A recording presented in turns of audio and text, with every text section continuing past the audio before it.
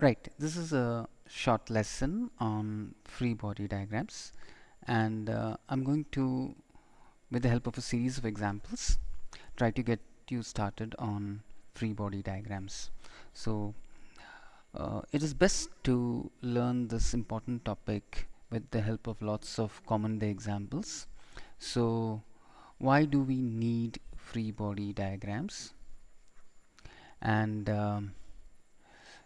the short form for this that's usually used is FBDs. We require this. It's an absolute prerequisite for using the most important of Newton's laws, the second and the third law. And it goes like this. This is the law. So if you find out all the external forces on a particle or an object of mass m, and then we will be able to write down the equation and find out the acceleration.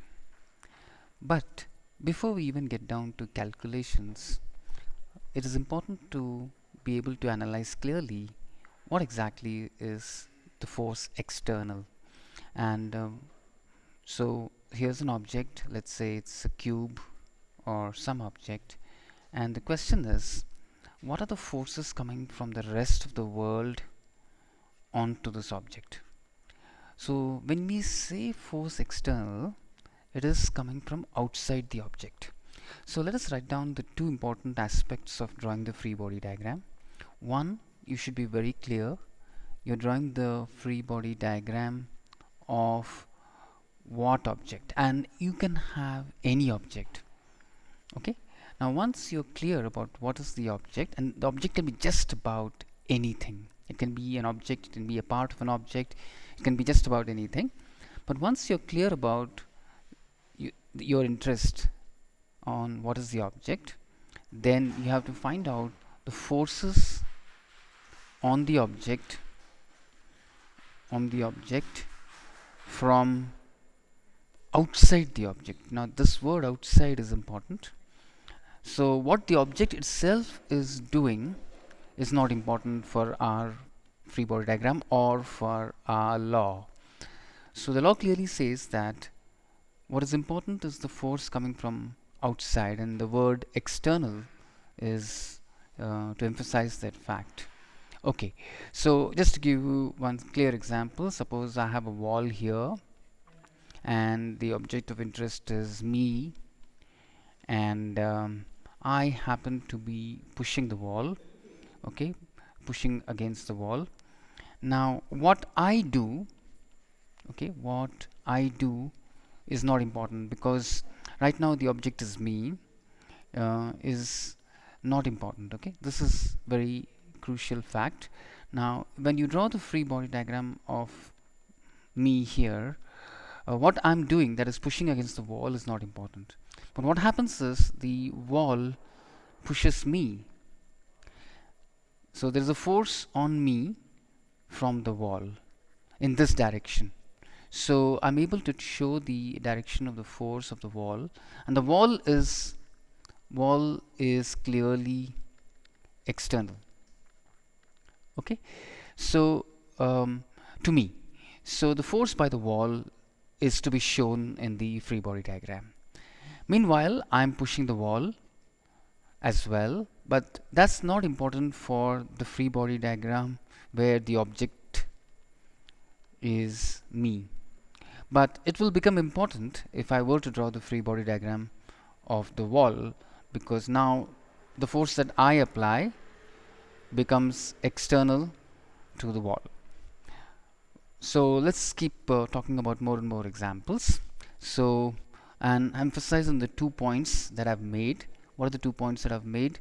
Be clear about what the object is, and be clear about the forces coming from outside this object. So let's take up a few examples and keep an eye on these two. So here's a common day example. This is the floor, and maybe there's a boy who is sitting on the floor, and this is now going to be my object. And so the first step is be clear about what the object is. So let's draw the boy, and remember that, and this is the object. Now what are the forces coming from outside? I'm just going to give away the answer. One is the earth is pulling it with a force equal to the boy's weight. The other is a force coming from the floor, which is only a push. The floor can only push. F floor can only push, and it can push in the upward direction. Now in this case, the total force external for the boy is equal to minus mg. Now we put a sign here because downward is considered as negative, upward is considered as positive. So these are the two forces. The total force external on this boy is a downward force mg and an upward force by the floor, and this total happens to be 0 because the mass into acceleration, the boy is stationary, so the acceleration is 0, and Newton's law says that the force of the floor therefore is equivalent to the weight of the boy. Well, I'm not so much interested in these sort of calculations of Newton's laws in this particular lesson. I'm more interested in drawing such diagrams as I've drawn here. Okay, let me take another example to show you how I can draw the free body diagram of an object of my choice. So this is an example that usually relates to my classroom. My classroom in Rishi Valley has a fair number of classrooms have a aloe vera plant hanging from the roof, and this has got some leaves and some roots. Okay, now we put these plants from the roof because it's a badly drawn diagram. It's actually, the string is taut. It's usually held up by strings, and these are to fight out the fruit flies that are there in my classroom. So I could first, as a first example, I could choose my plant as my object, and let me draw the free body diagram of this plant. So I have the plant, and the plant is pulled up by a force by the string. Mind you, the string cannot push, it can only pull. Now there is a string that is holding up the plant, so F string. Now the plant is also pulled down by the earth equal to its weight, and this is the force in the upward direction. So the total force external is now easy because I know all the forces that are acting on this plant, and it is equal to plus F string because it's in the upward direction minus mg. So very similar looking example, but I've managed to draw the two forces on the string.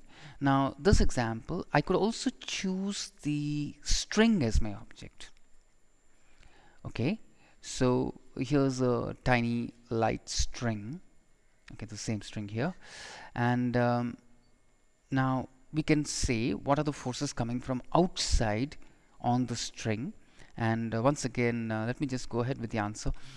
The string is pulled up by the roof. The roof, by the way, can only pull, it can't push. And the aloe vera plant, now this is interesting, the aloe vera plant exerts a force on this string in the downward direction. So let's call it by the force by the plant. And what we can see here, you could take into account the fact that the earth is pulling down the string with a force equivalent to the weight of the string, mass of the string into g, but usually this is quite less as compared to these two forces, and you may or may not want to take into account, but you could take into account. And in this case, now the total force external is equal to plus F roof, and minus mg and minus f plant. Okay, which happens to be 0 because the acceleration of the string as we see it is 0. Right, so now I could take up more examples, but let me come straight away to my most favorite examples, which is, let's say that two boys are pushing each other. Okay, and these are the two boys, and they are playfully pushing against each other. Okay, and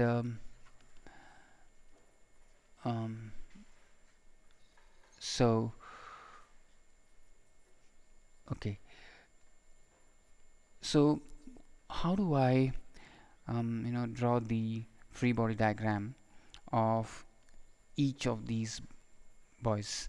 Now mind you, um, I could choose, let's say, this boy as my object of interest. So by the way, they are pushing against each other, but they also happen to be stationary. So let me take this boy as my on the floor as my object of interest. So here he is, and okay, okay. Now the thing is, there is a force applied by what this boy does. Let's call him Mr. A. What A does to B is not important.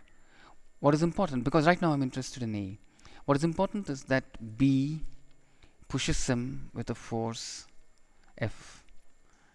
Okay, let's say that F by B, and but the boy is stationary. The reason he's stationary is that the floor exerts a force in the opposite direction, and we know that that is due to friction. Okay, okay, that is what is preventing the boy from slipping. For example, if there were no friction, then this boy would slip. And of course there are the other two forces, the weight of the boy and the normal force, or the force by the floor.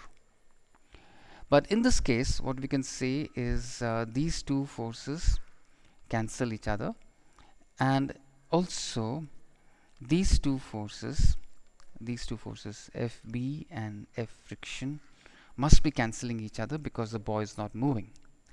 What is interesting is I could also consider both these two boys as one object and wonder what are the forces coming from outside. And perhaps you will agree with me that this friction force here, F friction on the boy B, and this friction force here, F friction on the boy A, are possibly equal and opposite, and they cancel each other. And that is why this system of these two boys, Mr. A plus B, is stationary. Okay, so what I've done here is taken some commonplace situation and tried to analyze the forces from outside any system that I choose. So for example, in the first example I chose A as my system. I could also choose A plus B as my system, and I could, once I choose my system, what I really have to analyze are the forces from outside the system. Alright, so now let me try and choose another commonplace example that I look around and I watch, right?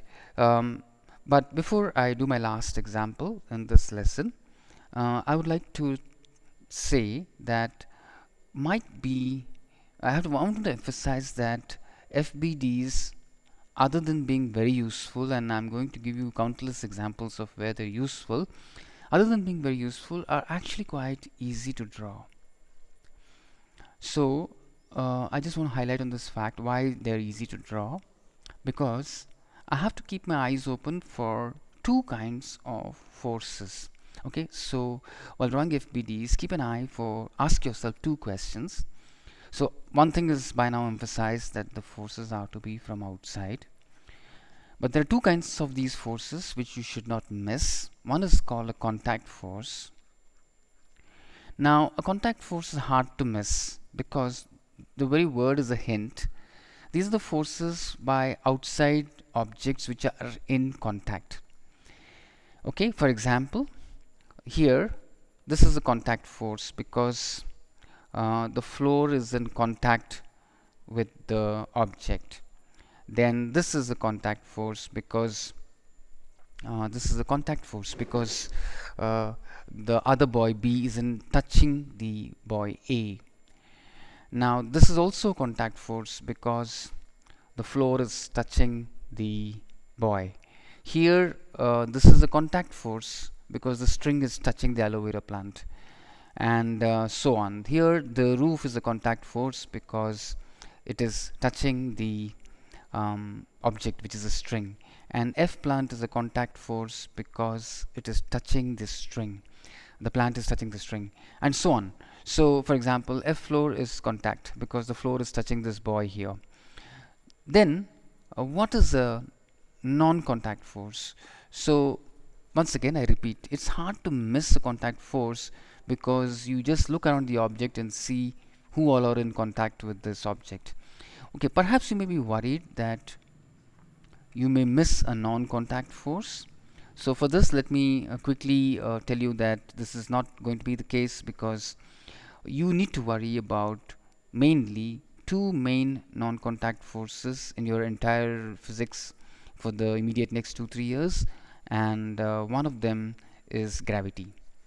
Okay, so gravity can act on an object without being in contact. What I'm trying to say is that the earth can pull the moon without actually touching the moon. It can apply a force on the moon which is at a distance, and it can attract it with a force, gravitational pull, and it does not need to be touching the moon. So gravity is a very important example of a non-contact force, and in my examples, wherever I have written mg, it means a gravity force, and that's clearly non-contact force. What are the other we've used? For example, the earth is not in contact with the plant here in this example, but it still pulls it down with the force equal to its weight. So gravity here, mg, is the non-contact force. Now the other example comes out of magnets. Now very easy for you to accept that magnets can pull without touching, and let's just simply put it as electromagnetic forces. So there is something called electromagnetic forces, and you can stop worrying about them for the time being. And what I'm trying to tell you is that it's hard to miss a non-contact force. Just think either gravity or electromagnetism, and if both of them are missing, or if only gravity is present, then worry only about gravity. And this is hard to miss because the object is actually touching the forces, right? So now let me just take up one more example so I've seen children stuck up on doors. They climb up the door, and the way the small children, they climb up the door, they're able to balance by pushing their hands against the two parts of the door, and also their legs are pushing against the door, and they are not touching the ground. So here it is, the boy is pushing against the walls of the door with his hands and legs, and one wonders how we can draw the free body diagram of this boy. So the first thing is to isolate this boy and try to see what are the forces that are acting on this boy. So the one thing is that the first force, let me put down the non-contact force here. There is a non-contact force equal to his weight. It's in the downward direction. And now there are forces by the wall. Okay, these are the forces by the wall, and they can only push. F wall 1, F wall 2, and then we have F wall 3 and F wall 4. They can only push, so, and what the boy itself is doing is not important. The wall is pushing him from both sides, from 4 sides actually, 2 on the leg and 2 on the hands. And there's one more force which must be obvious to you. There is a friction force here, F friction, and let me just call it 1 F2, and then F3 and F4, and these friction forces balance the weight. So just to repeat, in this particular example, this is contact, this is contact, this is contact, this is contact, this is contact, this is contact, this is contact, this is contact, and all with the wall. And this single weight is a non-contact force, which is non-contact force, which is the gravity, and this is the free body diagram of this boy.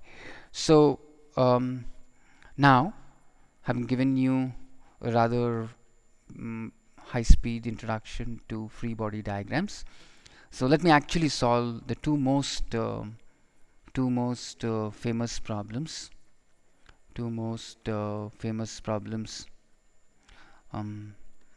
As an introduction to Newton's laws. So let me just do it. This is very popular problem, and it's too easy, but it's quite important for you to do this.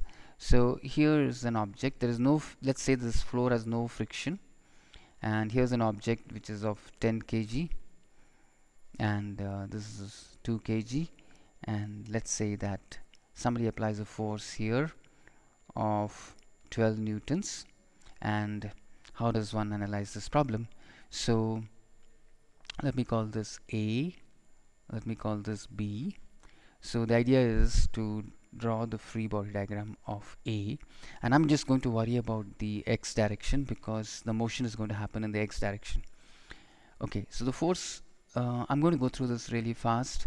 There is no friction, so there is no force near the in the x direction near this contact with the floor. The only two forces on this object A, which is of 10 kg, is a 12 Newton force here.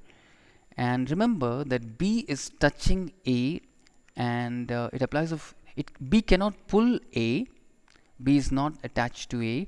B cannot pull A, but it can push. And we don't know what the force is, so we just call it F contact. And mind you, this is 10 kg. Now repeat the same step for the free body diagram of the smaller object, which is 2 kg. Now Newton's third law says that if B is pushing A with Fc, then A pushes B with Fc. Okay, so now Fc becomes in the opposite direction. So this is the third law, and what we are trying to say here is that as far as the free body diagram of Mr. 2 kg is concerned, Mr. B is concerned, Fc becomes the external force.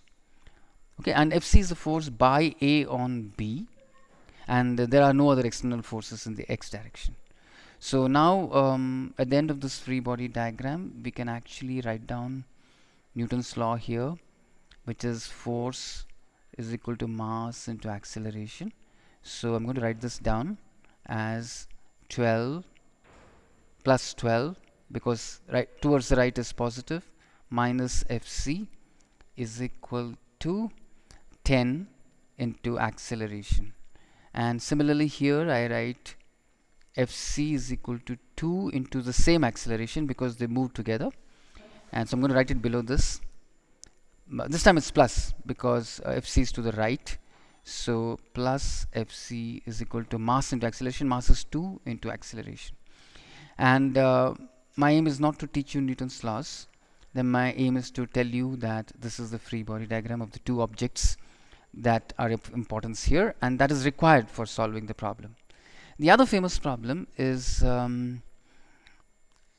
you have three, let's say that three objects which are tied by a string, and let's say this is 10 kg, and this is 10 kg, 20 kg, and this is 30 kg, and let's say that there is a force on this equal to 60 newtons. Right. So once again, let's assume that the floor is very smooth, and the fact that there is no friction forces at the contact. In this particular example, I think I just want to tell you that in the x direction, 60 Newton becomes a force. Now, what does the string do to 30 kg? String cannot push; it can only pull. So let's just call it T1. And this is the end of the free body diagram for the 30 kg mass. Now let me try the free body diagram for the 20 kg mass. This 20 kg mass is pulled to the right by this string. Okay, so it's going to be pulled to the right, and this string here pulls it to the left, because strings can only pull, they cannot push.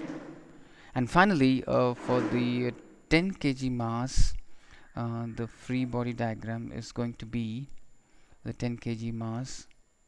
The free body diagram is going to be that it is pulled to the right by the string. Again, the same string now pulls it to the right. It cannot push. So this. So the final step is that why am I taking this is T2 and this is T2, and this is T1 and this is T1. This is because of Newton's third law. So maybe we will have occasion to discuss this separately when we discuss Newton's laws. My intention was to quickly run you through drawing free body diagrams, and I've just gone through all the standard examples very fast. If you think that we need to discuss this, maybe we can just meet up once and clarify all your doubts. So meanwhile, I'll just stop this lesson here.